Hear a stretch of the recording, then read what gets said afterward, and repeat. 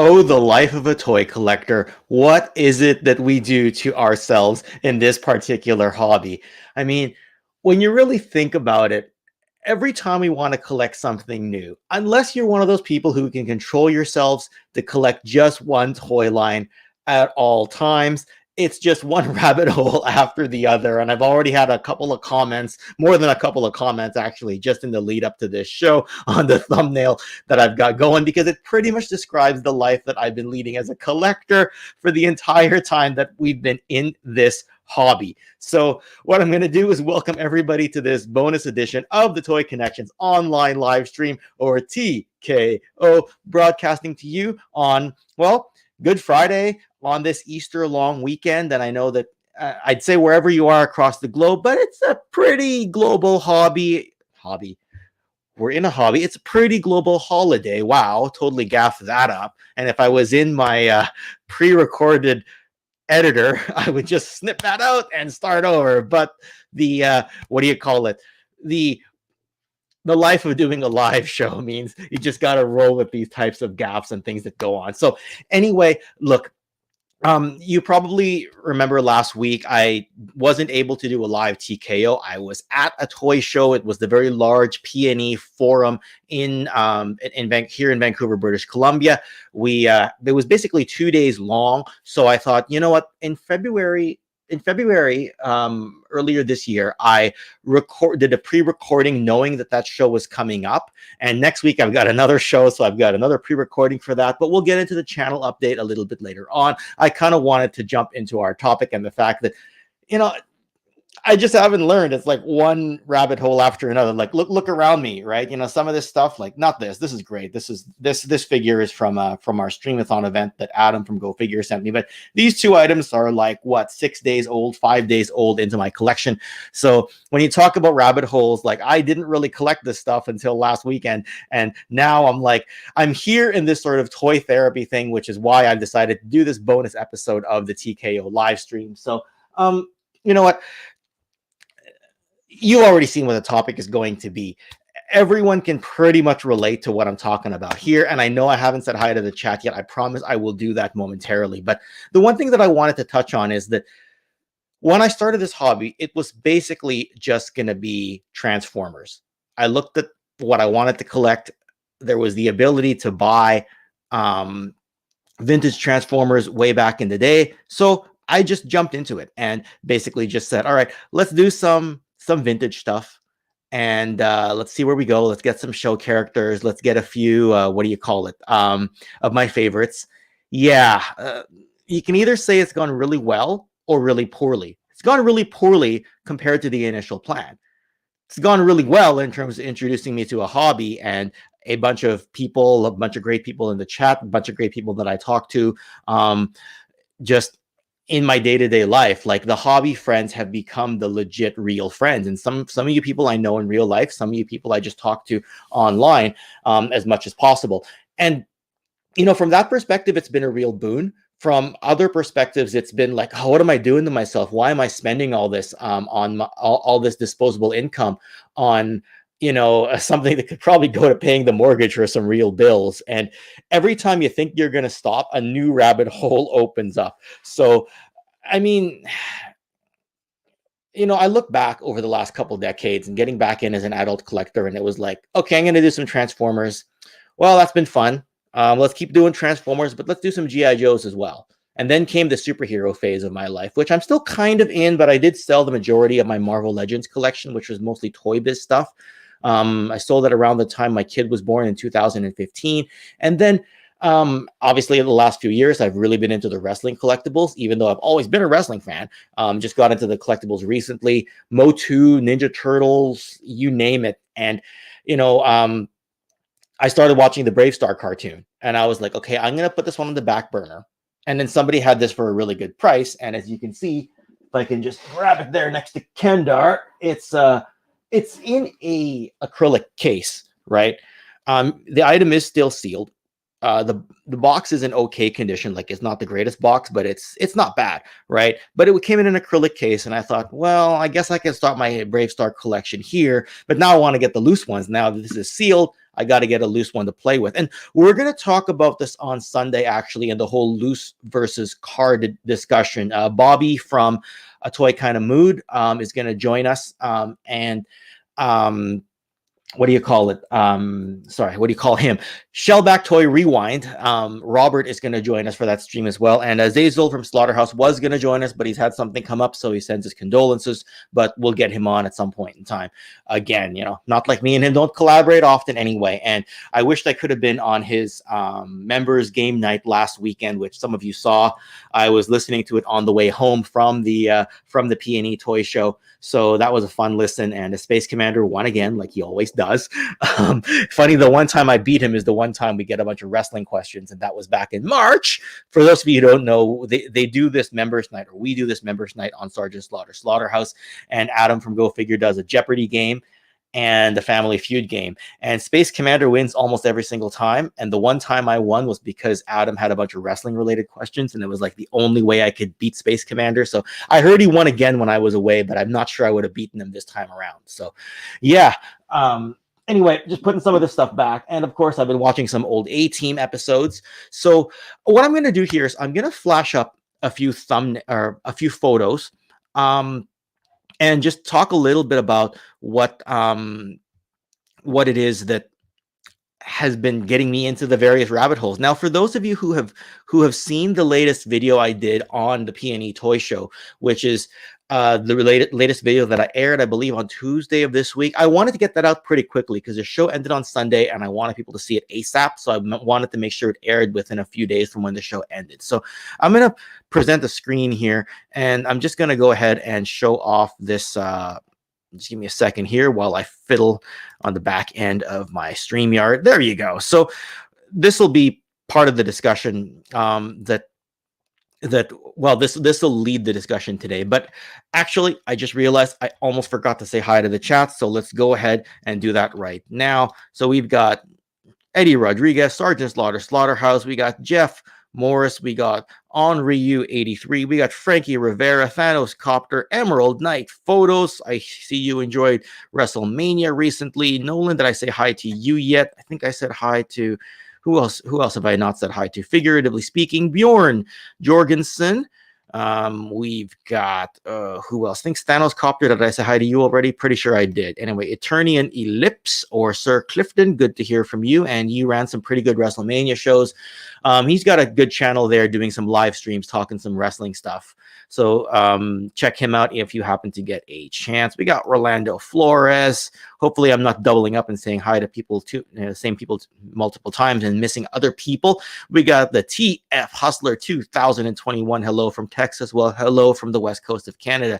My good friend TJC, who I just mentioned Space Commander. I think TJC just met Space Commander and Scuba Pete at a convention recently. So wow, got a lot of people in the chat for an impromptu stream here. Just scrolling down a little bit here, we've got Wheels of Chaotic Doom, who says, collect what I like it a lot. I'm good with it. When I was a kid back in the 70s and 80s, I had a lot of toys and carried them over to adulthood. My disposable income is healthy. Well, that's good on you.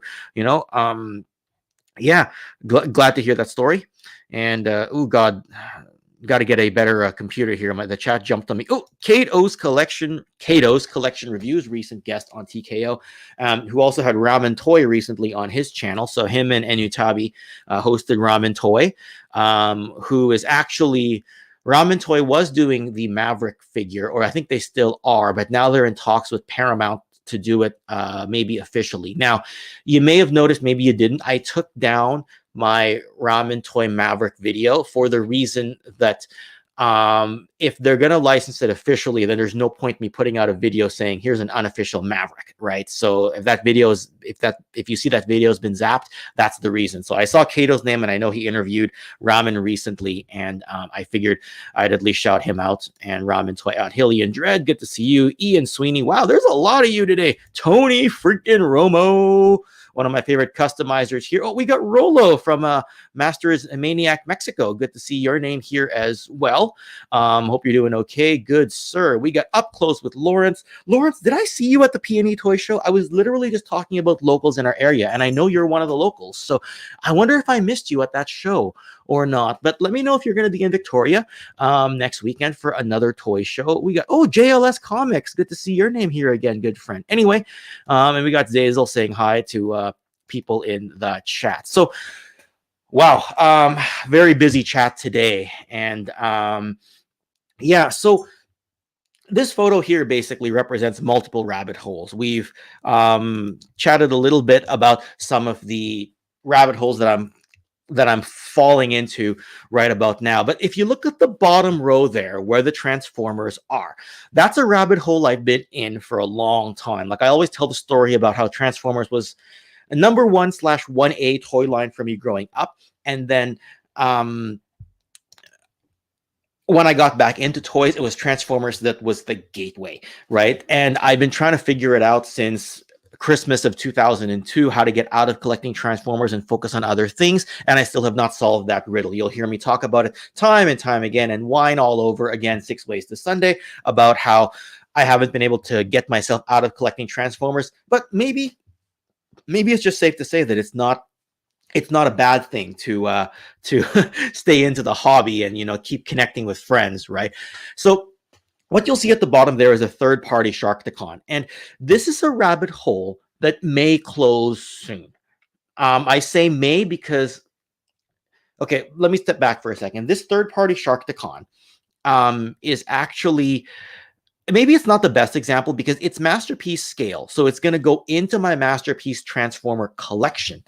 However, it's actually a knockoff of a smaller modern figure that they upscaled to make it Masterpiece scale. So I haven't seen a Masterpiece Sharkticon yet. So when they made this upscaled Studio 86 knockoff version, I grabbed this. And my goal with the Masterpiece line was to grab every main cast character that was in the show. And I mean every Transformer, not Nightbird and not necessarily one-off appearances like DevCon or the Fembots who only appeared in one episode, because it's a Masterpiece line, so it's hard to sustain. So you just want to get the core, the main cast of characters. So I wanted to grab every character up to and including the Transformers movie in Masterpiece form. And of course, the combiners are a bit big, so I'm grabbing them in a different scale.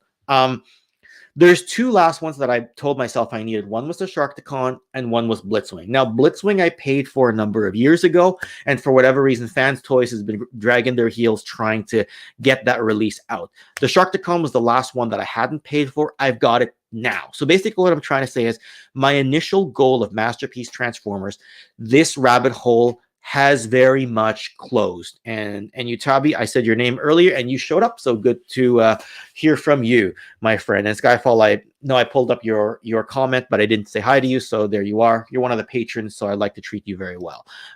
Anyway, so in theory, this Masterpiece Transformers rabbit hole could close. Now, what's to say that now that it's done, am I going to oh, and I'll just quickly say hi to Phil because, you know, you're a good friend and I wished you could be on the stream. I know I sent you the link, but I know you're also working, so don't worry about it. We'll be able to connect at some point in time. Now, look, hopefully I can convince myself to close this rabbit hole, but I know myself and I'm probably going to say, well, I want to get the Headmasters in this scale now. Well, you know, I want to get, you know, another character, some of the Pretenders or something like that. And I hope I can leave that rabbit hole closed. And again, like I said, I still have yet to receive Blitzwing in Masterpiece form, or Masterpiece / third-party style / scale / form. I know I'm getting really technical here.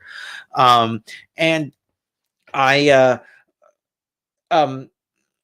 if I can keep this rabbit hole closed, great. Again, I'm still going to be collecting some level of modern Transformers. I just mentioned DevCon recently. I'm willing to grab him in the Legacy form because it's a smaller scale and it's a little bit cheaper than buying Masterpiece, or should I say a lot cheaper than buying Masterpiece. And then, what do you call it? That's completely different. Like Transformers, I collect in 3 different scales. I've got the G1 style, I've got the Masterpiece style, and I've got the sort of modern Studio 86 / Legacy / War for Cybertron. Now, on the subject of the comic Impossiblepie, this is a hilarious story. It's Sterling, one of the channel members who also goes by AlphaPrimeYT on YouTube, who I probably need to get onto a TKO since we know each other in real life.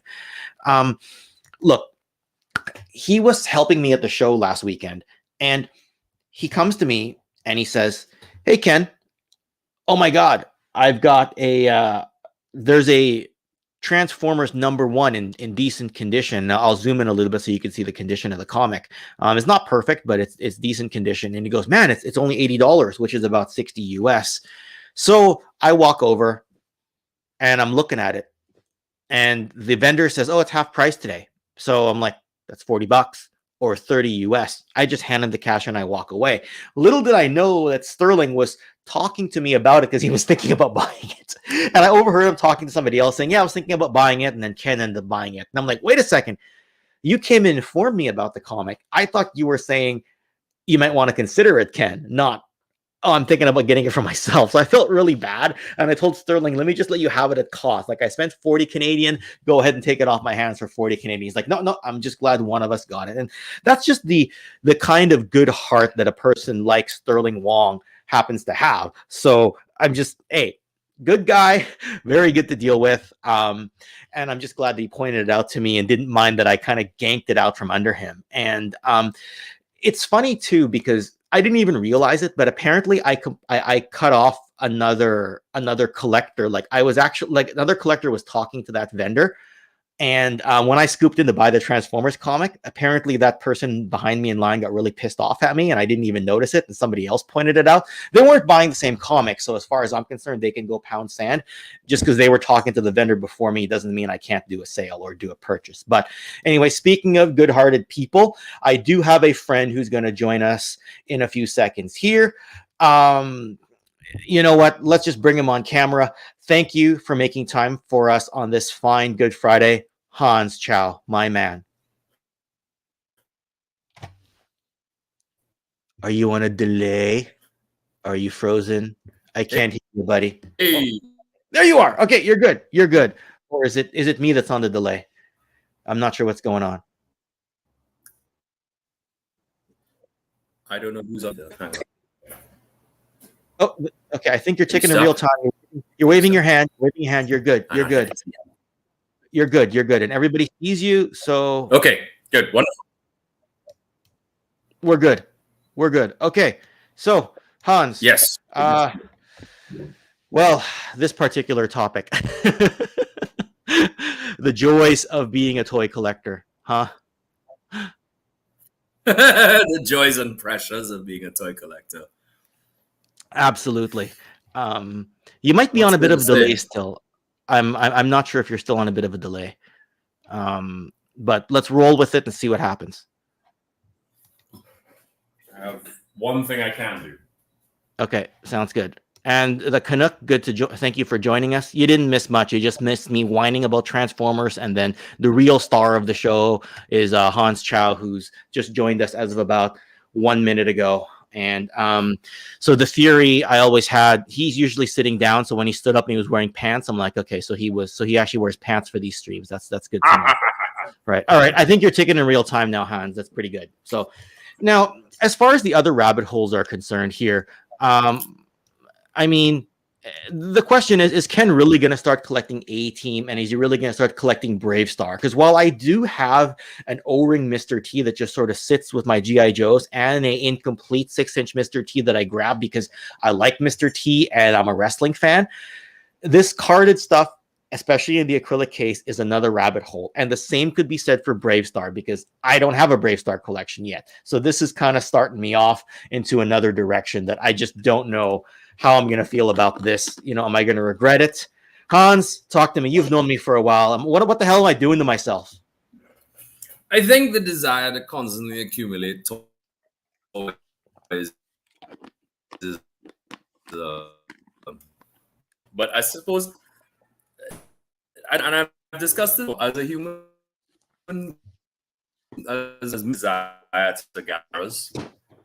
And in the absence of having to hunt and gather food and resources, we hunt and gather other things. And of all the things you could hunt and gather, toys is certainly not the worst of them.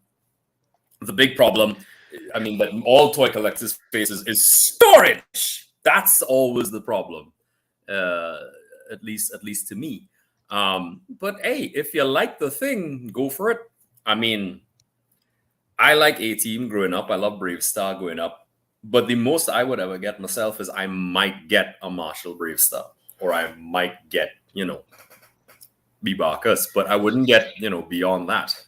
So that's the funny thing, is that this same seller, he actually had Tex Hex in the box in the acrylic case. He had Hannibal from A-Team. He had Face. I don't think he had Murdoch. I think he had Face. And then and Adam from Highly Articulated, you know the rules. No cursing in the chat. YouTube's gonna grab is gonna zap our stream. No foul language. One more time and I'll put you in timeout. No, I won't. I'll probably just have you on TKO next week. Spoiler alert, Highly Articulated is on next week's pre-recorded TKO. But anyway, so I stopped myself from getting too many of these, but the seller basically said, here's the price. And if you take Brave Star and Tex Hex at the same price, or sorry, for this, I'll knock down the price by whatever it was, 10% or whatever. But he also had Mr. T for the same price as those two other figures individually. So I said, what if I trade that? What if I don't take Tex Hex and I get Mr. T instead, since you have them all the same price individually? Will you still give me the bulk deal of whatever, 10% off or whatever? And he agreed to it. So I just ran with it. And of course, what have I been doing? I've been watching A-Team all week long now, even just 10-minute clips on YouTube, one fight scene, one chase scene, listening to the theme song over and over again. If Gazz were here, he'd tell you that I've been bugging him about A-Team stuff all week long. I watched the 2010 movie a few years ago, and I'm tempted to go watch it again if I can. Like, oh my goodness. Yeah. For me, especially with regards to this kind of stuff, as I said before, is a space requirement. But I suppose the old adage comes from if you see something that's out of your price range and then you see it on sale, remember, even though it's on sale, you're still spending that money. Yes. Right.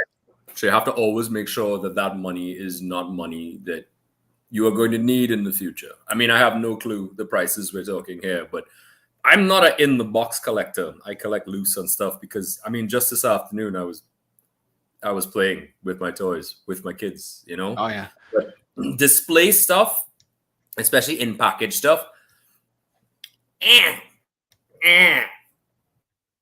know. You know what I mean? It's not what he did is he was asking 175 Canadian each for these, which is somewhere around, I want to say, 135 US. Then he knocked them down to 160 each if I bought Brave Star and Tex Hex together. But I countered with, give me Mr. T instead of Tex Hex. And because he was the same price, and he said, sure, 320 for the pair, or 160 each, which is like 120 US, which that's probably what they're worth without the acrylic cases. That's right. Fine. And these acrylic cases are really nice, and people will charge you 30-40 bucks Canadian for the acrylic cases. So I felt like I got a fantastic deal on these, and that's what helped make what helped seal it, right? And then all of a sudden I was like, I left, and I was like, if I had more money, more space, and more hours in my day to keep watching cartoons and old TV shows nonstop, I'd go back, I'd grab Hannibal, I'd grab Tex Hex, I'd grab Face if he gets Murdoch. He had Amy as well, but I didn't grab her. So yeah, that's a responsible decision you made. I think you didn't do anything insane. If you bought all, it would have been, like, oh no, what have I done? Because 175 times 2 last time I checked is less than 175 times 3 or 160. Regardless, less, And I mean, I go by the thing, if you don't want it 100%, don't do it. Right? And if you are injecting the visual media and the audio media into your system, the desire for the thing is going to naturally increase. I mean, I watched some episodes of Thundercats the other day, and I caught myself looking at the Super 7 Thundercats line. I was like, yes, yes. And my wife walked in and hit me with her shoe, and she went, no. But that's good, right? You need someone to check you every now and then, because, left alone, I'd make some terrible decisions, like marrying her. But anyway, Oh, it's hilarious, Hans. And yeah, at the same toy show, somebody severely undervalued these, and he knew that he severely undervalued these, and I hadn't gotten. So this is another different kind of rabbit hole. I do collect mask, but I'd never done mask in the box before. And for me, like, look, I won't even pull punches here. The person wanted $30 for Raven in the box. Now, Raven wasn't complete, but my personal Raven was missing the seat belts, and it was missing the one of the missiles. So I managed to, for $30, get a box and the missile and the what do you call it? The belt, the seat belt from my own collection. And I've got the spare car and the driver with the mask to kind of recoup a little bit of cost when I go to the next toy show. So mask is a different beast altogether to me. I find mask to be one of those toy lines where I almost bought a rhino for 500 US the other day, you know, and I would have still played with it. Wow. I mean, when Ramen Toys put out their Thunderwing, their Gullwing, I was in the process of looking for a Thunderwing, and I was like, oh, thank Christ, all I have to spend is 170. But if you repeat that sentence in your head on repeat, 170 US, 170 US, 170 US, you suddenly, it feels like 170 US, 170 US, 170 US. But when you really put things in perspective, it's not so bad. But mask is one of those things which I think more than A-Team and Brave Star was... That to me is almost like Renaissance art, because I find mask is an elevation of toy to art. And I feel the same way about Dino Riders. I feel the same way about certain pieces of G.I. Joe. I feel that way about certain Transformers as well. They've moved on to art, and collecting those particular pieces seems to be, it's more like, at least I own this Mona Lisa, you know? Especially the G.I. Joe packaging art. Like, yes. You know, and that'll be when I do the stream with Bobby from Toy Kinda Mood and Robert from Shellback Toy Rewind on Sunday. One of the things I want to talk about is box art, because the topic there is going to be carded versus loose. And everyone's going to say, let them breathe, let them breathe. Let it be, you know, they like loose toys, you can play with them. But at the same time, the packaging art is just so unbeatable, especially from that era. Like, the artists today, like, you know, we know Adam Riches, we know Marcelo Matere, they're as talented as ever, right? Absolutely. The actual artists are probably even more talented than they've ever been. The old school box art, though, because you're looking at in the time capsule of being a kid, there's just that nostalgic itch that just grabs you. You know, like these boxes right here. There are better artists now than there were in the Renaissance period. There are better toy box artists now than there were in the past. However, that does not devalue the art of the past, because these gentlemen did it with less, you know, and they also did it, in my opinion, with less constraint. They were asked to advertise a toy, and they were allowed to go through this incredible process, which modern artists are often denied right now, which leads to the mediocre art that we have on a lot of the toys. So toy box art of the past, as you so rightly said, is not only a time capsule to the era, but it also is a time capsule to the methodology and the media of the era. And I think that in and unto itself, it's like playing retro video games. Oh, those things are no longer just video games. Those things are art. There's the structure that the current video games were built on, and to deny the excellence of those things based on their time is to basically deny video games as a whole. And that's why I believe vintage card art and vintage toy art has a place, I mean, at the top of the pantheon, because it's the pillar upon which all the others were built. And it's those artists. I love how eloquently you just put all that. That's why I love having you on here. You know what I mean? We should just do I always make the joke, I should just do like a monthly special, Hans on the soapbox, and just be like, go out, have at her, collect me some views. Speaking of getting stuff and enabling, I hope, Sam, I hope you don't mind me putting you on the spot. This is my buddy Sam. The new Sam. New company should make vintage box art available as prints you can put up on your wall. Well, I've got the Sky Striker, the HasLab Sky Striker. So, Sam, I gave you a chance to cut me off, and you haven't yet. So I'm going to go ahead and say it. Sam works at Toy Traders. He is the curator of the upstairs section where I get a lot of the vintage stuff. When I go to look at the cases at Toy Traders, he's usually the one with the key saying, which case do you want me to open? And when I go to Toy Traders, I always make sure I get to the front desk and I have somebody page him. And whenever someone on the PA goes, Sam, to the collectible section, he always knows who's waiting for him. And that's me. I think I met Sam when I went to Toy Traders at one time. He wasn't there, but when I went to the convention, I believe he was the one running the stuff that was there. They didn't want to let me upstairs because he wasn't there. But my buddy said, look, Hans is only in town for like 3 days. Like now, however long the convention was, about 2-3 days. Like, you have to let him upstairs. And I was like, I went up. I almost bought a bunch of stuff, but it was. That was the show that I met you at, and I actually that was the show you met me at, I believe. I actually don't even remember the meeting, but I remember your voice and a slightly longer conversation in that voice. I can't remember. I must have been so fried and tired because I probably was prepping for the show the whole week. Because back then I wasn't in a rhythm for the toy shows yet, and then I probably got up at 5 a.m. because I was so excited, and I probably saw you near the end of the show, like 12 hours later. But I remembered your voice.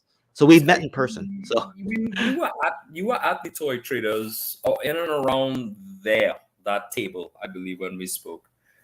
I believe so. But I think if I remember Sam, he's about 6'2", 6'3", somewhere around there. Bit of a bigger dude, bit of a mullet. Yeah, I think I have met him because I went to him and I said I went to Toy Traders and is he that tall? I got Sam Sam. You can tell us how tall you are. I think he's about 6 feet tall, which makes him quite a bit taller than me. I don't know if he's quite 6'3", but anyway. Everyone who's taller than me is 6'3". We'll tell you what, his build wrestling height can be 6'3". His real height can be 6'0". Let's put it that way. Sam, I hope I didn't oversell you. And I loved what he was doing because it's the first time I'd ever seen. Yeah, he's like 6-ish. Yeah, he was. I remember him being. I remember looking up to say, I like your store. He was not a short gentleman. Anyway. Yeah, there we go. All right. He's right. You got his build wrestling height. I got his real height. If he was a wrestler, he'd be announced to the ring by Howard Finkel as 6'3", hailing from the Great White North, because hailing from Vancouver, British Columbia doesn't sound as badass as hailing from the Great White North. Yet another bunch of rabbit holes. A number of years ago, I started LJN wrestling. I'm close to done that rabbit hole. I need a couple of things. Sam, I need a Hacksaw Jim Duggan if you've got one. We got a bunch of people in the chat now. Chinovo, Rhea Black, Allison Troy from the GDL and Toy Anxiety community. Good to see you. So I'm getting close to done the LJN wrestling rabbit hole. Star Wars is always going to be a rabbit hole. And of course, Visionaries. I've got a couple of figures. And they're just such nice figures. So, and of course, Knight Rider, thankfully, is just him in the car. So, again, more and more in the way of rabbit holes. I want to do more Visionaries. I'd love to do a history video on this channel for Visionaries, kind of like how your buddy Michael Mercy has done. Visionaries has such an interesting history. You kind of get into what it's about, but the artist who drew the comics are really, to me, was the most interesting thing. It's Ramen Toy. Hey. Yep. I literally was about to pull his chat up because we literally just mentioned him earlier on, and the what do you call it? His talks with Paramount about doing the Maverick figure, and he said, "Did I reveal how much I paid? How much are you, or did you reveal how much you traded for that Brave Star?" It's MISB, and I paid 160 Canadian in the box for it, which is about 120 US, depending on the exchange rate. So yeah, Ramen Toy did a fun stream last night with Mega J Retro and Mad Hatter Reviews. They invited me on to the stream At the same time, I was actually doing a recording with our good buddy Jim Largo. We were doing a recording, and earlier on in the day, Zazel was actually on Largo's stream. Seems to be the way it is when a new channel discovers Zazel and have him on. They're kind of like, "What's Ken up to? We'll get Ken on as well." So it's kind of like the way it goes, right? So, and yeah, Ramen, that's with the acrylic case too, right? Like I figure it's worth 120 without it. And when I found out that was what he was charging that with the case, I was like, let's just freaking do it. Yeah. So I'm gonna show a quick preview, and we'll keep our discussion going of a video I'm currently working on. Right there. That is the next video. And I'm about 3/4 done. I'm going to show, because I'm not an A-Team expert, but I do love the franchise, right? But when I watched it as a kid, I didn't really know their names when I was a kid. It was Old Guy, which is Hannibal, Weird Guy, which is Murdoch, Handsome Guy, and Mr. T. That's how I knew them as a kid. So as I try to catch up again, I decided to do a history video, realizing that it's not a super complicated storyline. It's one of those episodic kind of things that's more about the characters than anything else. So when I'm done the video, Gazz has agreed to watch the video for me to make sure there's no fatal flaw errors.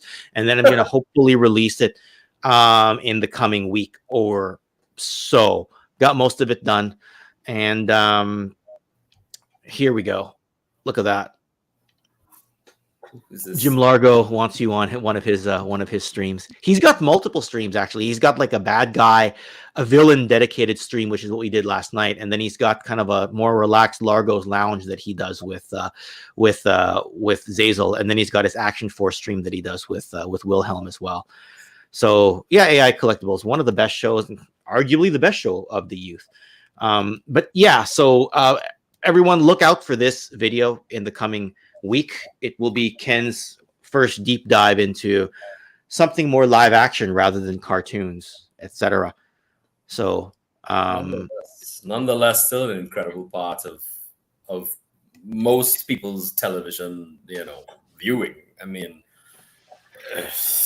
oh gosh, and the van. Never have so many bullets been fired and so few people died in the history of television. I was about to say G.I. Joe did that, but they're mostly lasers. That was lasers, yeah. Anyway, well, I mean, that's kind of the main gist of of the whining part of my show and the therapeutic part of my show. But I just figured at the same time, now that you're here, we can have a bit of a chat about your rabbit holes. Like I've talked about mine and how I'm uncontrollably going in 15 different directions and that many different toy lines at the same time. What's your sort of curse in our hobby, Hans? Have you got one in mind? Yes, I do. It's not really toys though. It's Warhammer. Warhammer. It's miniature and painting and collecting. That has consumed a ridiculous amount of my money. But if we get into toys, currently I'm trying to complete G.I. Joe, the modern era. And I have this sickeningly stupid habit of buying 2 of everything. And I need to stop. It's ridiculous. And also I tend to be a silly impulse buyer. Like, as I said, I watched some Thundercats and let me get the Super 7 stuff. And if I don't have a reel-in for me, I tend to make terrible mistakes. But now, when you say 2 of each, are you talking about the modern 4-inch line, or what are you referring to specifically here? The modern 4-inch line. Like the classified stuff, I own a select number of figures as doubles that are not troop builders, which I have. It's I don't want to say it's shameful, but it is a little bit shameful because one goes into storage and it stays there. And I mean, one day it perhaps will resurrect, but I have a box upstairs, not a box. I have shamefully like a couple of suitcases. Why did I say a box? That's a lie. Anyway, a couple of suitcases of stuff where I have double figures and they're all in storage. And I don't know what's in there anymore. And I think that's a shame because I prefer to play with my stuff and put it on display and, get some joy out of it. And that mistake continues. So anytime I ever say to anybody, just get one, just get one, just get one. I'm telling myself as much as I am telling them to just get only one. Warhammer is still a ridiculous thing. Lego recently has become horrific. Yeah. Hans, let's just be clear here. Just get one. Yeah. Just get one. Just one. Just one. Just one. Just one. Just one. Just one. Yeah. Is that really gonna happen? Well, it has to happen from a financial perspective. It really does. I've had a couple discussions with a couple other guys about getting toys as an investment almost, and I was like, I'd rather buy stocks in oil. That seems more, a broader spectrum and more profitable. But I am guilty of impulse buying. But I will admit, over the last 3 years, I have become more disciplined with it, and I have focused on mainly G.I. Joe. And specifically 4-inch stuff. So much so I've actually kind of backpedaled a little bit on classified and all that, and I started to fill the holes in my old collection. But I am by no means stand out with regards to over purchasing. I've seen some of the examples of over purchasing, and I don't match or fit that description, thankfully. But I once again, I don't fault anybody for it, because finding that joy in life, especially given how life kind of upends sometimes, look, man, if it makes you happy, do the thing, once it doesn't hamstring you in the long run. So that's where I struggle sometimes. Is I impulse buy something, and then to your point, right? It makes you happy, and then it's like, how long does it make you happy for before it just goes on the shelf and just becomes with the rest of the toys, with the rest of the collection? It's partly why I started the channel, because I was like, I want to go back and appreciate the stuff, show it off in a way that's informative, fun, relatable to other people. But as that happens, the number of rabbit holes has continued to open. Well, the key, this is a little more metaphysical, but the key to happiness is actually from inside. It doesn't come from outside. The things that are outside are actually amplifications of what's inside. So when I buy toys, or I build Lego, or I, play with toys or anything like that, it's an amplification of what I already am and I feel inside. I mean, if you're not happy right now, buying a Lamborghini is not going to improve that level of happiness.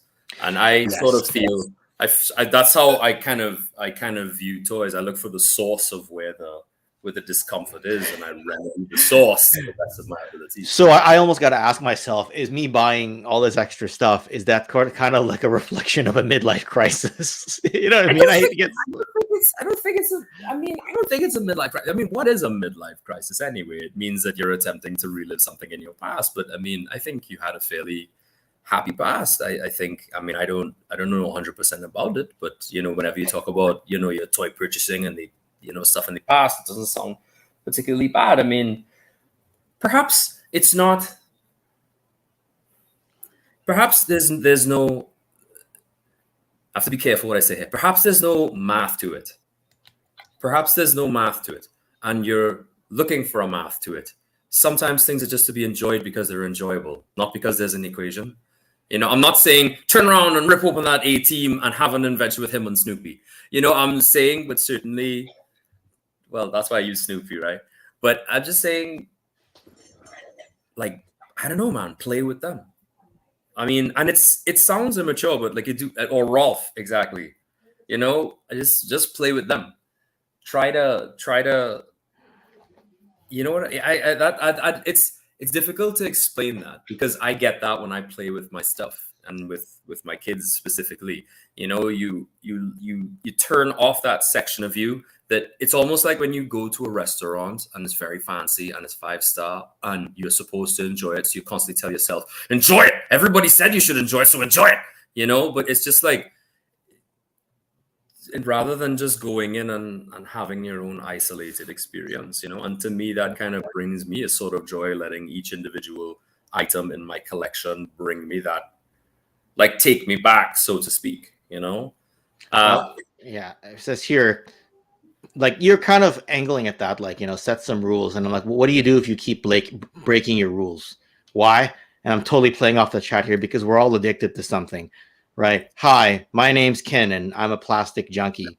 Hi, functioning plastic junkie. This is kind of like like the way the chat played out right there. It's as if it was a legit session, but it should yeah.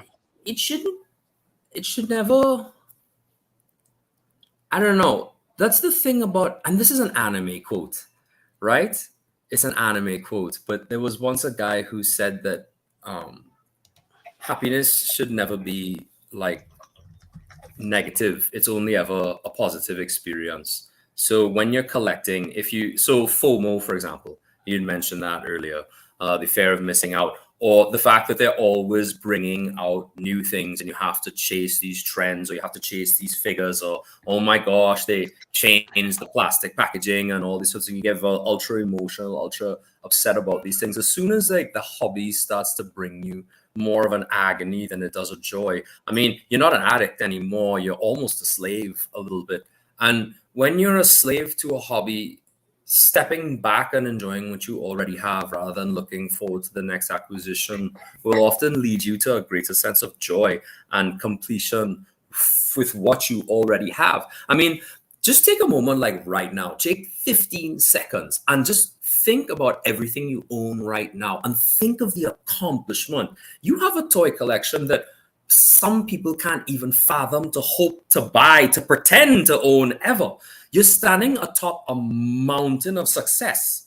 But rather than taking a moment to look at and a lot of toy collectors do this, they don't look at the success they've achieved already. They look forward to the next thing. And I think that's a shame, because a lot of people put a lot of effort into their collections, but it still brings them no joy. And that's because they're not looking to the inside. Look at what you've accomplished. It's amazing. And then you have a YouTube channel on top of that. You've made several good friends. You're friends with the community you're around. You've come to all these things, and it should bring you not only happiness but pride. And I think a lot of toy collectors forget that.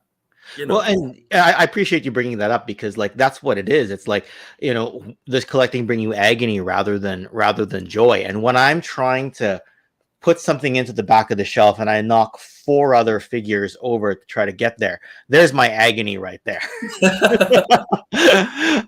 When I say, oh, I've got an exact space that's this big for that box, and I go in and that box is just 2 millimeters too thick to go in there. You know what I mean? Like that's kind of my conundrum right now. And then that's where the agony comes in, right? But it's also this, what do you call it? This and first off, sage words, everything you're saying, everybody agrees right here. Like the whole chat is just lighting up with Hans, go Hans, right? You know what? Why don't you just, I'm just going to stop myself right there. Why don't you just do something like take off that shirt and flex those muscles and show us the gorgeousness of the Hans. Oh my God, he's actually going to do it. I think I said before, like yesterday, I got a package from Big Bad Toy Store, which is a rarity for me. So think of any toy you ever bought that's $15. I've paid $50 for that same figure, right? Because once I've had to either pick it up on eBay, or I've had to ship it down or whatever. So I got a box yesterday, and there were a few figures in it. Like 4 figures in it, and because it's such a rarity, I only open 1 a week. So for the next 4 weeks, I have something more to play with, And I think it's how does one treasure time? How does one add value to time? Because in a business sense, time and money are 2 interchangeable prospects. If they're not giving you money, they have to give you time. And if they're giving you, if they're not giving you time and they're not giving you money, why the hell are you there? It's one of those situations. So why am I, of course, collecting toys if it's all it's doing is sucking away my money but not giving me any enjoyment with my time? So you have to equate these 2 things together and maximize the usage of it in order to ensure that at the end of the day, when you're called to account for the entirety of the day, you don't figure that you've wasted it and you've used it as best as you could. You've not only created value for those around you, but value for yourself. So those 4 figures, I'm going to bleed them, for lack of a better word, for the next 4 weeks or so, and more than that, because for an entire week, I'll be playing with Transformers Legacy Evolution Tarn. I'll be getting to know that person, forming a relationship with, I'll be playing within prospect with the other UV toys I already own. After that, there'll be Eagle Force, High Tide, finally filling the cutter section of my modern list. And after that will be Rat Trap from, Transformers Generations. I can't remember that one, the Beast Wars one. Kingdom. You have to give yourself that value, and you have to give yourself that value because you're worth it. As a toy collector, you're worth it, and you are really giving those things that personality. They represent that mirror of value for yourself. So you are valuable, that thing is valuable, and in playing with it, you will recognize your own value. And I feel that value aspect of toy collecting is something a lot of people forget, and which is why a lot of people spend their time being so bitter about things like packaging or things like sculpting or paint detail or whatever. I'm so glad you brought these up. And what's worse is because they're having a bad time and they're losing valuable money and valuable time, they want to take it away from other people as well, because in their minds, 2 negatives equal a positive. At the very least, they'll be able to bind with other people based on that negativity, which is not how we're supposed to associate as toy collectors or indeed as human beings. You see, if you like something and I don't like something, us talking together should be a positive experience forward. I shouldn't take it really is. It really is. Like, you enriched this stream. Like, I was going to have fun regardless. But when I sent you the invite, I know it was a last minute invite. And then you came on and I'm like, you know what? I'm just going to have a good time sharing knowledge with my buddy Hans, like just trading knowledge. And you found a good, happy place, a good, happy medium. Like you say, you buy your Transformers, you play with them for a month, you get everything you can out of them. And some people are very good at setting limits. I'm not sure if he's still in the chat, but Adam from Go Figure is a good example of somebody who sets limits. He sticks with vintage. He's not a big modern collector, right? I'm modern heavy one day, vintage heavy another day, and then he goes and he puts his time towards repairing something or making a reproduction cape for something, or even an improved thing that's not even a reproduction but it's like an enhancement. He made a joke that in the chat, he took a picture of my Brave Star and said Ken's Brave Star, then shows right next to it Adam's Brave Star, and it's a figure with a broken leg. And I'm sitting there, I'm like, as self-deprecating as that looks, when you know his skill set, you almost look at it and say, yeah, but Adam can take that less valuable Brave Star and restore it to something of not just value dollar-wise, but sentimental value, right? Because he fixed it. He didn't just buy a piece of art and hang it on his wall, right? He contributed to the piece of art. And there's something to be said about that. He's a professional at turning that frown upside down, one could say.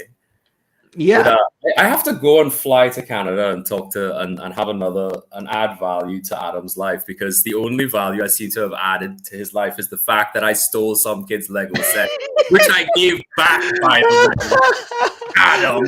Anyway. Oh, you know what? Have we told the story on this channel yet? I don't think we did. I think we told it on Streamathon 4 months ago. We did. Did you want to? Are you in the mood to tell that story about the stolen absolutely. Lego? Okay, go for it.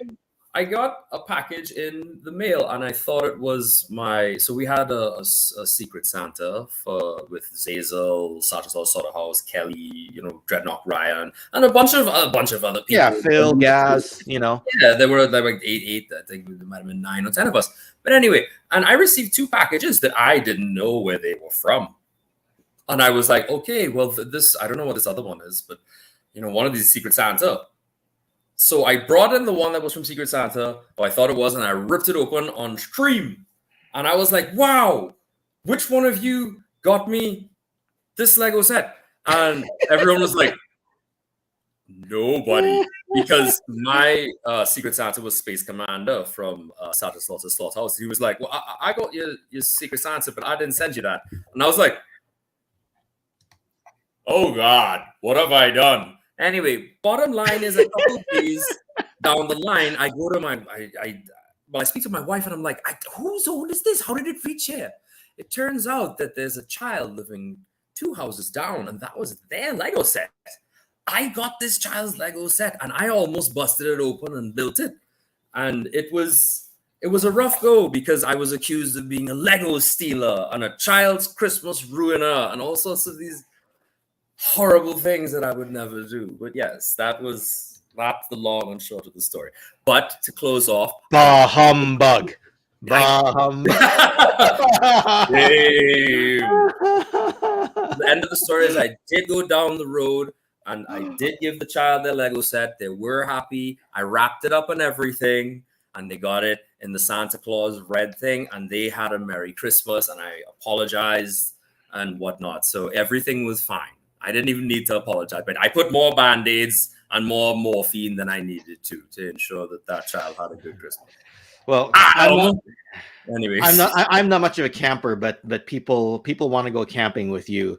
I haven't gone camping in 13 years. I'm not much of an out in the woods kind of person, but if you are, I'll make it happen, right? I love the outdoors.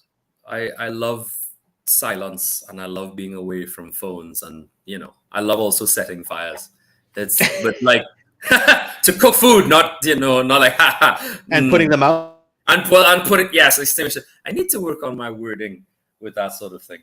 But anyway, so Wheels of Chaotic Doom said there's way too many bitter tantrum throwers in the toy collecting community, and it's sad. I agree. Absolutely. Yeah, and Wheels of Chaotic Doom has been dropping a lot of knowledge in the chat as well. And you know what though? I think what it is a lot of people in social media expect better from toy companies all the time. And I do too when I see something and I go, hey, you've done better. Why is this one lacking? So there's an extent to which I get it. And there's also this whole movement now with Hasbro. And I wasn't sure if we were going to touch on this, but you've kind of introduced something, and so is Wheels of Chaotic Doom, going back to the window packaging rather than the windowless packaging. Right? Like that's been announced as of this week. Yep. Right? And Mega J, I know, talked about it on his stream last night, and it's like I'm happy just to get the window packaging back, but a lot of people are kind of like, oh, why are you making this choice? You said you were going to get away from it, now you're going back. And I'm sitting there, I'm just laughing because I know someone corporate thought it was a good idea, and now they have to backpedal on it, right? I just laugh at the whole situation. I'm not laughing at the person or the people who had to make the choice. I'm just glad I get my window packaging back. So yeah, the weirdness of the windowed packaging and the plastic waste and stuff like that was always kind of strange, because I think they're replacing it with a new plastic that is still transparent but also a more biodegradable level. And my thing, I suppose, is why didn't they do that to start with? The technology is always there. This isn't new technology.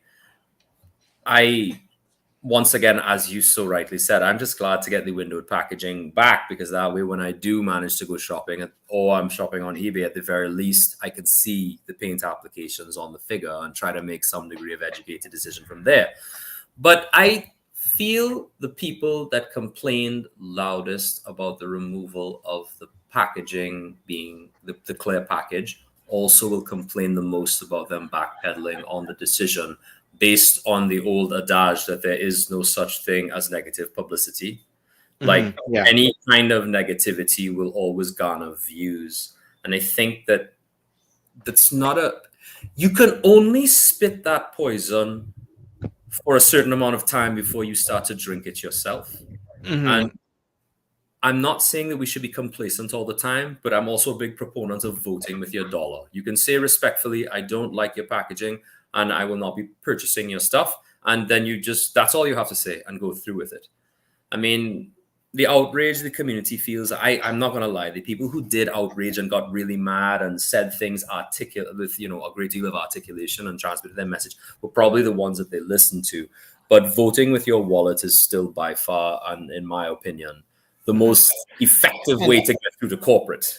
I know you touched on the views there, but when this was brought up in the chat and you brought it up, I wasn't thinking necessarily YouTube. I was also thinking like social media in general, like any social media platform out there completely, like Facebook, Instagram, Twitter, you know, some of the Discord servers I've seen, you know, even texting me directly. Like it's not like singling out anybody. It's literally like something you see all over social media. People I've never heard of are either complaining and all that, right? And I just want to give a quick welcome back. I know he's been gone for a little while. Corbra Lang. Buddy, get a hold of me at some point. We're gonna do a live stream together if you ever want to do this. Again, it's been too long since I've had you on, and good to see you. But yeah, I mean, I don't know what it is. Like, I don't do a lot of complaining about toy companies, and I don't know whether if it's just my personality or whether because I've taken the blue pill rather than the red pill in the Matrix. You know what I mean? Like, because for whatever reason, like when I forget his name, but when the individual who betrayed Morpheus's crew, forgot his name. Cypher. Well, so thank you. When he was trying to make a deal, when he was trying to make a deal with with the agent, the same guy who plays Elrond, Smith. Yeah, same guy who plays Elrond. Oh my goodness, why? I'm clearly getting tired. And he says, you know, when I'm eating the steak, I know it's not real. And he says something like, "Ignorance is bliss." And I don't know if I've kind of gone into that ignorance is bliss rabbit hole all of a sudden. Like, I'd hate to think that I'm not being a responsible, you know, toy person. Right? I think that's the case. Yeah. I think the reality, the mature toy collector and indeed the mature adult will look at a situation and they'll wait.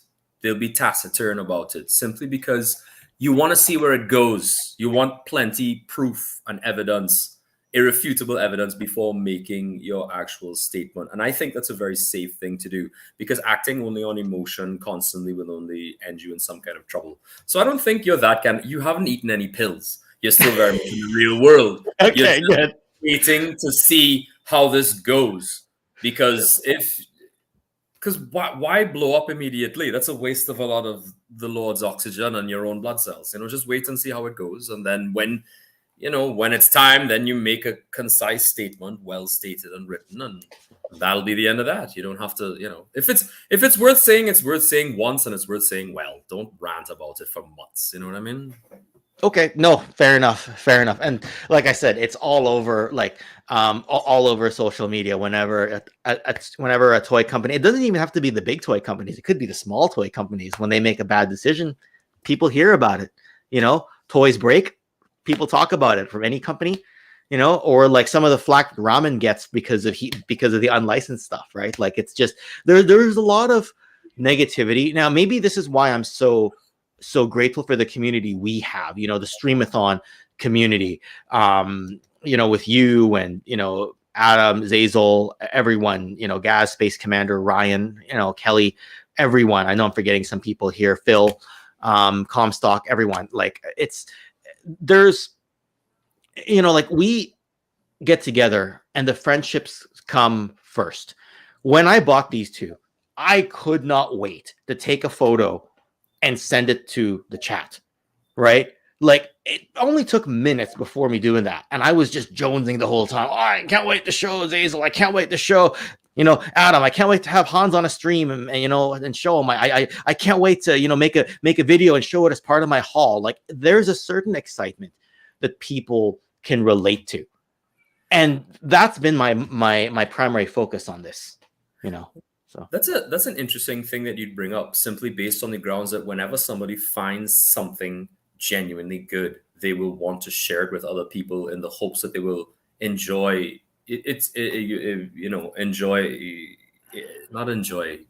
also be involved in your joy, which I think is a fantastic thing to do. The fact that you were jonesing so much in this anticipation of sharing, you weren't anticipating sharing what you got as much as you're anticipating sharing the joy that you got, which I think is a very pure feeling.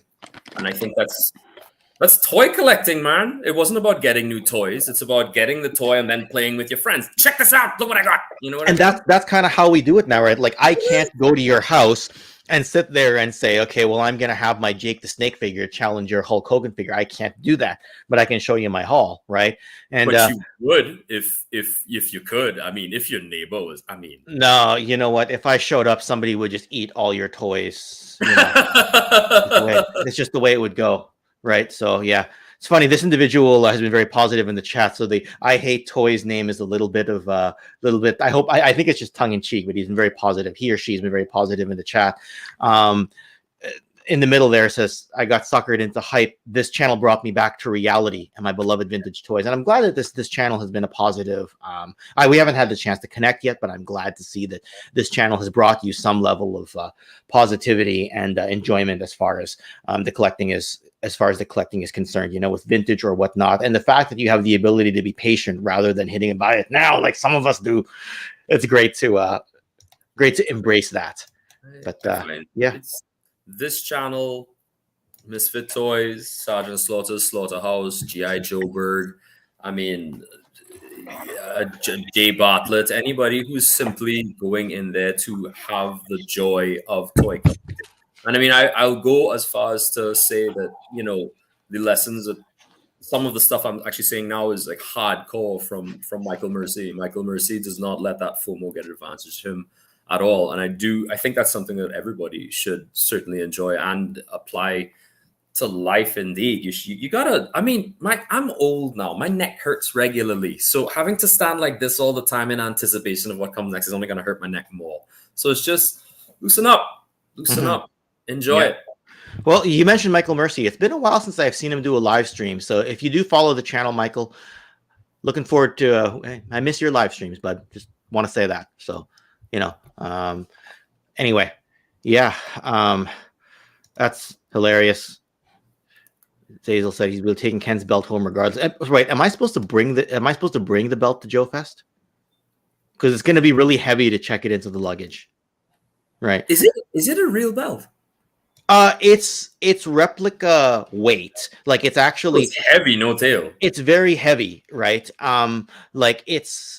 What do you call it? The plates are as heavy, but it's one of those Pakistan knockoffs, right? So the quality of the leather is not very good. Like you can see some parts coming apart, right? And you know, really, really hardcore belt people will say that this is the WWE Network logo that they never did in this style of belt. Like they only ever did the Network logo on the white strap in the back, right?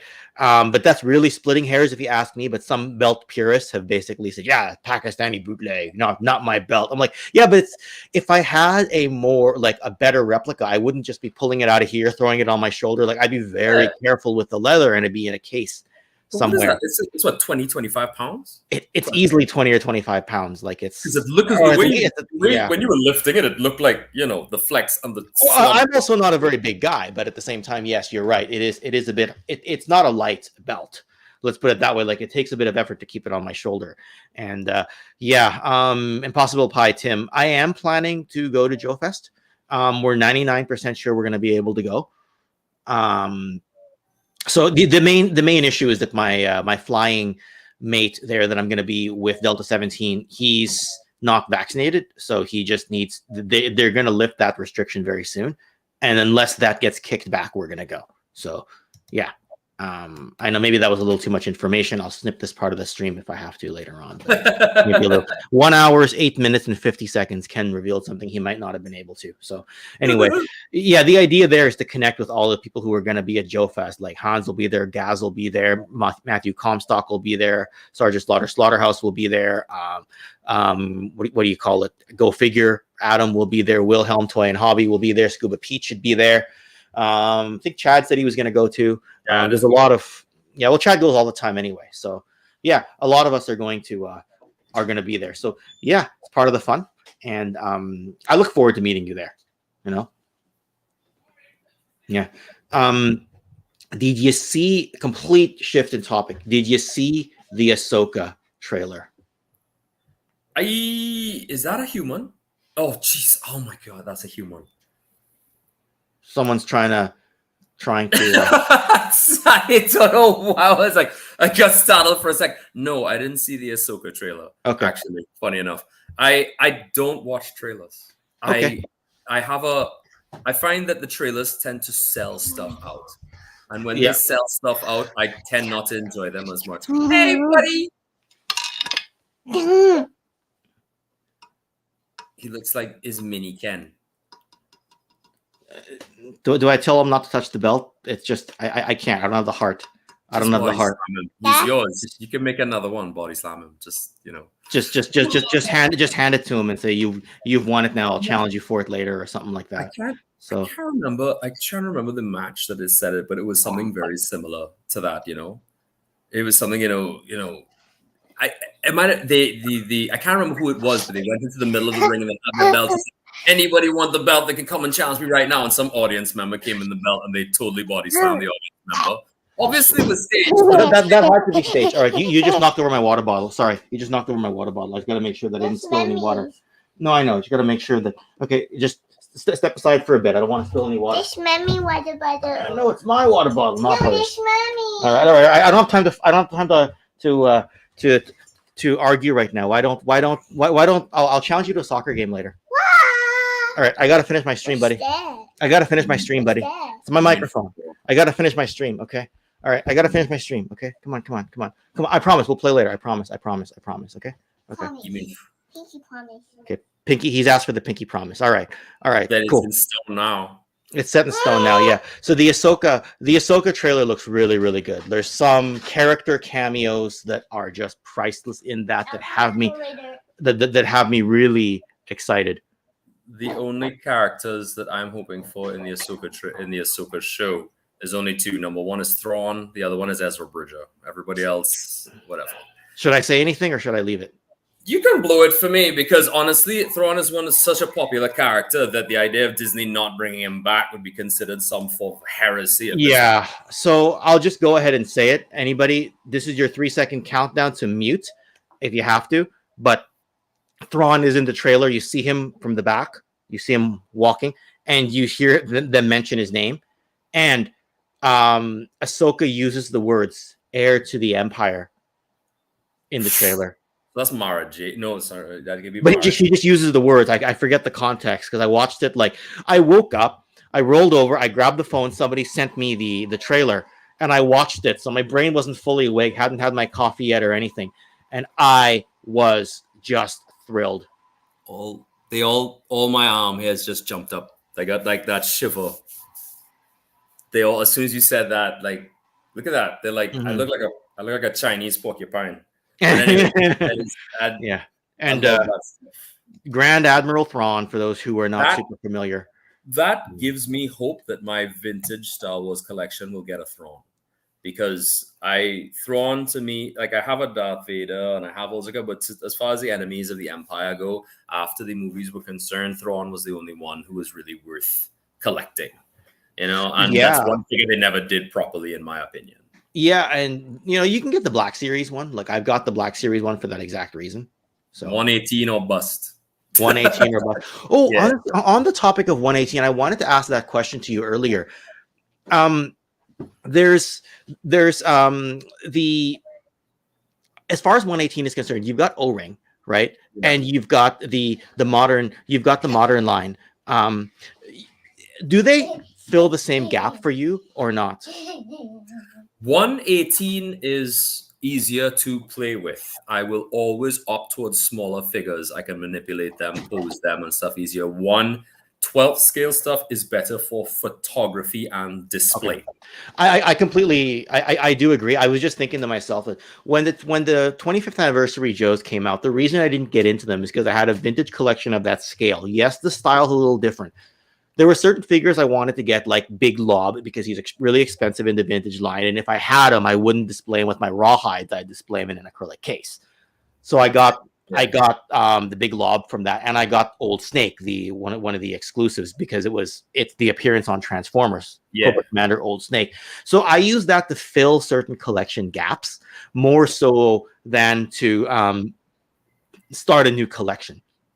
Right, I do feel G.I. Joe truly lives in the one. Yeah, 18 scale, right? And you know, like Cobra says here, great scale for vehicles. I just feel that 1/12 is fun to have GI Joe. I just feel that Marvel Legends is what popularized 1/12, and maybe I'm going on a bit of a tangent here, but with Marvel Legends, the reason why 1/12 works really well for Marvel Legends is because it's a lot of superhero battles. It's less on the vehicle and headquarters type of world building. Yeah, there's a little bit of army building with hand ninjas and whatnot, but it's a lot of like feature battles. Yeah, Superheroes. And in Star Wars, it's a bit of both. There's a lot of world building with armies and, you know, AT-ATs and snow speeders and all that. But you do get a bit of that one-on-one superhero fight aspect with the Jedi fights. So I feel like that's why Star Wars Black Series can work in that scale. G.I. Joe Classified, I just like the characters. But there's always something in the back of my mind saying that we're going to be missing an aspect of the world building because G.I. Joe was about the ensemble cast. Yeah, you can have a bit of that superhero aspect in the one-on-one fight between Storm Shadow and Snake Eyes, but you're always missing a little something in that world building aspect with Classified. Having said that, I'm pretty deep into Classified, so I'm going to the vehicles of G.I. Joe and Star Wars all have such huge personalities. Luke Skywalker did not destroy the Death Star. The X-Wing did it. He just happened to be the pilot. The Millennium Falcon has it's been in more movies than Han Solo. You know what I mean? That's how big a character that is. You just happen to get the figures alongside. You deny the collector the opportunity for the vehicles. You are slaughtering a large piece of the line. If you look right now for many people's grail pieces in G.I. Joe, they are not hounding figures. They are hounding vehicles. Those are the things. The vehicles and playsets, those are the grail pieces, not singular figures.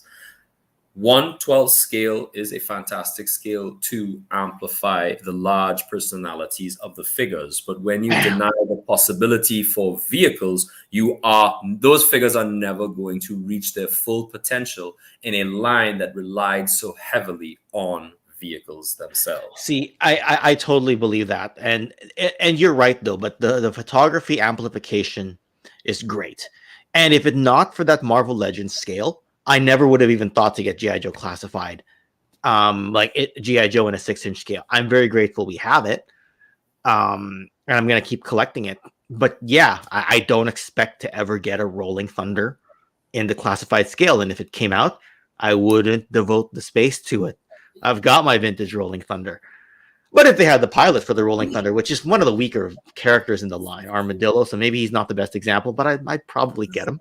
Ooh, a helmet that cannot be removed. But anyway, they may change that for the. They may change that. I hope so. If they did. Anyway, if 1, 2, 3, 4, 5, 6, it would be at least 6 feet long. A vintage 1/12 scale Rolling Thunder, at least. Yeah, so you're pushing flag size.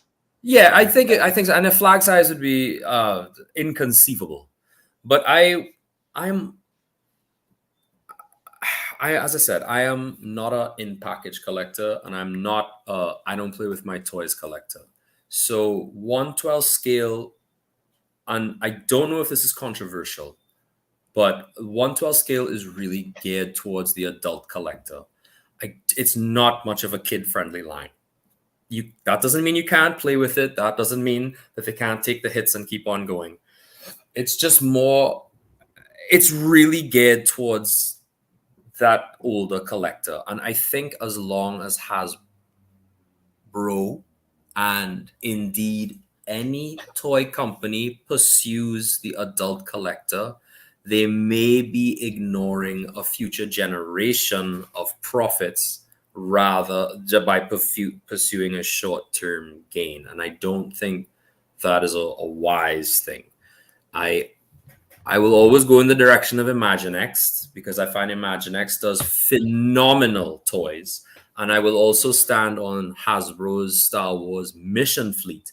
Those are phenomenal toys at 2.4, 2.5 inch scale that have very affordable vehicles akin to the old days of Checkpoint Alpha and, you know, the Outpost Defender and the Cobra Bunker and the Bivouac, which allows the children to get a figure as well as a vehicle and expand their play pattern. And I really, really, really wholeheartedly think that if G.I. Joe was to relaunch, they should do something like that. It always comes back to G.I. Joe for me because, once again, that's my thing. That's my jam.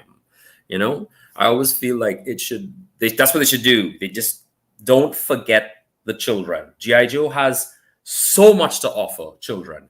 Those guys aren't superheroes. There's nothing special about them. They went, they trained, they were disciplined. You can do that right now as a child. Untapped potential. Become as good as Duke is. An expert marksman like Low Light. You could be a fantastic ninja if you wanted to, like Snake Eyes, with the right amount of practice.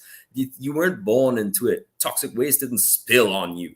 And I think that the ability to find the extraordinary in the ordinary is something that should never be lost. And it's something G.I. Joe always did. And I don't want them to lose that, because people will say in argument, yeah, but Batman's a normal dude. Batman's a normal, really rich dude. That's not normal. Like, Duke came from like a middle-income family. Most of these guys came from low to mid-income families. The only exception to that may have been Captain Gridiron. I think he was from an upper-class family, but you know. But that's not common knowledge.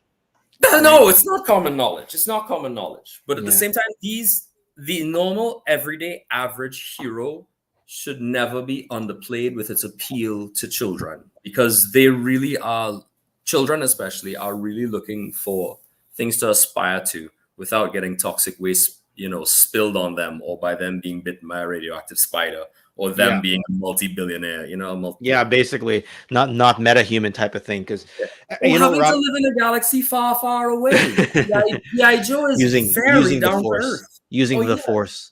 So Ramen Toy, good topic for discussion. He says, what's the definitive scale for collecting 4-inch, 6-inch, 12-inch? Now, here's the thing, right?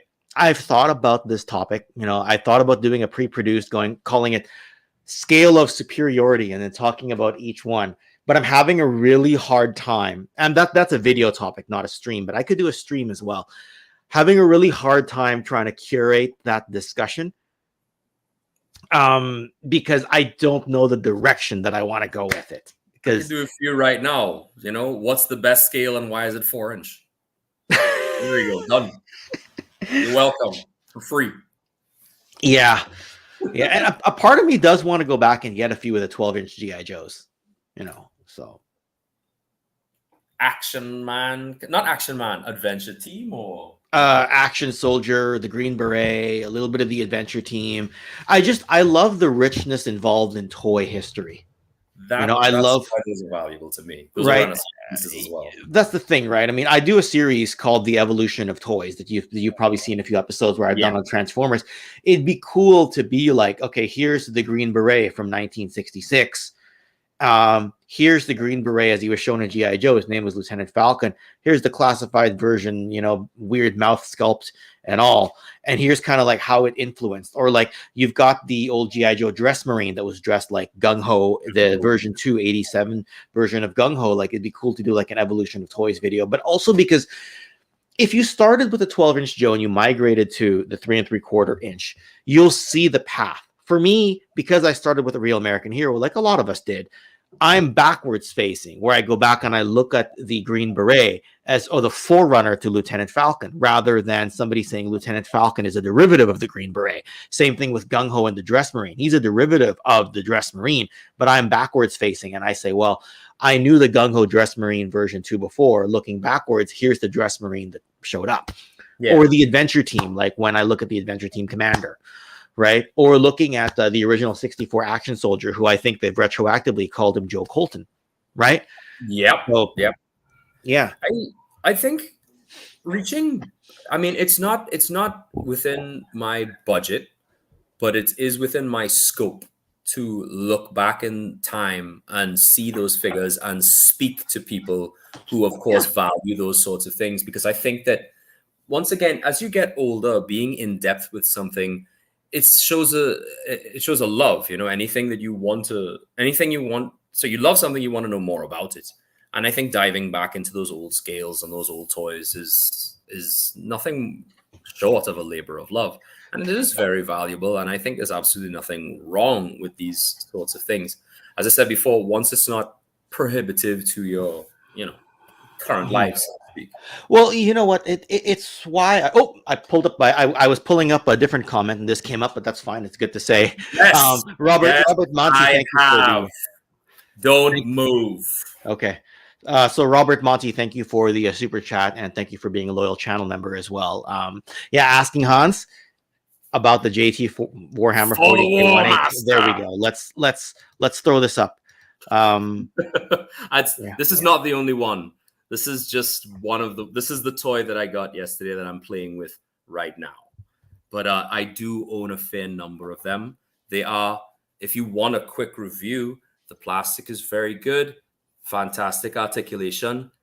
If you want proper articulation, don't buy any Terminators. Also note on the box, it says, this is not a toy. And they are absolutely correct. This is not a toy. You can play with it, but don't throw it at a wall. It'll break. But it's lovely. It's got everything that you need. Everything, especially as a Warhammer collector. Robert Monti, you got a lot of value out of that super chat. Yeah, a lot of value out of that super chat. And like you got a quick review and everything from Hans. Yeah. Anyway, well, it's coming upon dinner time for me here, but is there anything you wanted to sort of close the stream out with some more wise words? Like when I get you on here, I can pretty much just turn the keys over to you, which is what I love about doing so. You got any sage words for us to close this out? Or if not, don't worry about it. I'll jump on a soapbox as well. I can say the one thing I can say is the same thing I'll always tell my students. Every morning you wake up, you're just a ball of potential. And of all the things you can choose to be during the day, just choose to be the best thing you can be. Be happy above all these things, because happiness is very similar to negativity. It tends to be contagious. Regardless of what life throws at you, regardless of what you do with regards to your hobbies, regardless of what you do with your life, just remember to be happy throughout these things and let that joy fill your cup and spill over onto the people around you, so that all those who are thirsty as well, especially in this time of Easter, and for anybody who is celebrating it the way that I do, let that kindness spill over to everyone else. Let it be an end of Lent and a rebirth into something new and joyful for the rest of our year. Joy, like negativity, like anger, like all these things, is just as contagious. But unlike those things, it's also 10 times as powerful. So wake up in the morning, be 10 times as powerful, spread that joy, and have a great Easter and enjoy your hobby collecting. And don't let nobody tell you otherwise. Wow. Okay. That is a hell of a good way to end the stream. So you know what? Everyone in the chat, I will see you Sunday at 9:30 a.m. Pacific or 12:30 p.m. Eastern time to talk carded versus open toys with Shellback Toy Rewind and Toy Kind of Mood. So super well said, Hans. I'm not even going to try to follow that up other than that little plug about when I'm going to see everybody next. We're going to cut it right there and just want to say thank you for being on and for infusing all this wisdom into us. So say bye to the chat. And anyone who didn't get to see this on the live chat, enjoy the replay. And I'll see you all next time. Take care.